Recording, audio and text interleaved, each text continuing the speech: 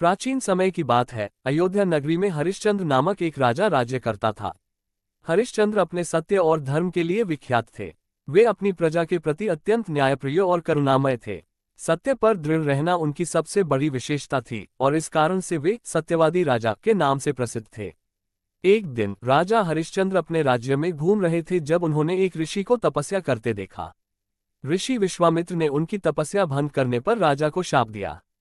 राजा ने उनसे क्षमा मांगी और अपनी भूल का प्रायश्चित करने के लिए अपनी सारी संपत्ति और राज्य दान करने का वचन दिया। राजा हरिश्चंद्र ने अपने वचन के अनुसार अपना सारा राज्य और धन ऋषि विश्वामित्र को सौंप दिया। अपनी पत्नी तारा और पुत्र रोहिताश्व के साथ उन्होंने राज्य छोड़ दिया और एक नया जीवन शुरू किया। अब उनके पास कुछ भी नहीं बचा था। हरिश्चंद्र और उनके परिवार ने बहुत कठिनाइयों का सामना किया। एक समय ऐसा आया जब जीविका चलाने के लिए उन्हें काशी के शमशान घाट पर काम करना पड़ा। राजा हरिश्चंद्र वहां शवों का अंतिम संस्कार कराने का कार्य करने लगे। उन्होंने ये काम भी पूरी निष्ठा और ईमानदारी से किया। उसी समय उनकी पत्नी तारा और पुत्र रोहिताश्व जंगल में जीवन यापन करने लगे। एक दिन एक सांप के काटने से रोहिताश्व की मृत्यु हो गई।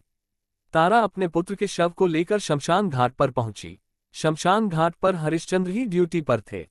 अपने ही पुत्र के शव को देखकर उनका हृदय द्रवित हो गया, लेकिन उन्होंने अपने कर्तव्य और सत्य के मार्ग पर डटे रहते हुए अपनी भावनाओं को नियंत्रित किया। तारा ने हरिश्चंद्र से रोहिताश्व के अंतिम संस्कार के लिए मदद मांगी।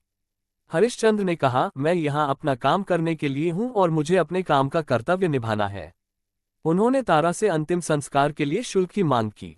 तारा के पास कुछ भी नहीं था, इसलिए उसने अपनी साड़ी का एक हिस्सा शुल्क के रूप में देने का प्रस्ताव रखा।